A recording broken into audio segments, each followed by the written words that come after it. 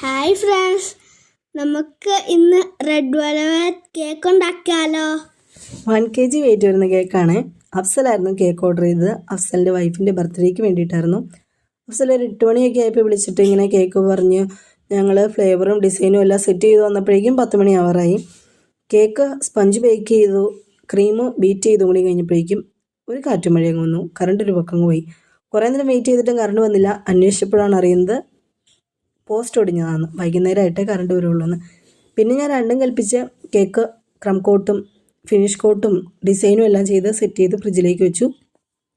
ഫ്രിഡ്ജിന് എന്തായാലും ഒരു തണുപ്പുണ്ടല്ലോ, ആ തണുപ്പത്തിരുന്നോട്ടേ നിർത്തും. പിന്നെ ഒരു 4 മണിയൊക്കെ ആയപ്പോഴേക്കും കറണ്ട് വന്നു. പിന്നെ ആ തണുപ്പത്തിരുന്ന് അഫ്സലിന് ഒരു 8 മണിയായിട്ട് കേക്ക് മതിയായിരുന്നു. അത്രയും നേരം കേക്ക് ഇരുന്ന് സെറ്റായി. അപ്പോൾ അഫ്സൽ അയച്ചു തന്ന ഡിസൈൻ അതുപോലെ തന്നെ നമ്മൾ ചെയ്തു.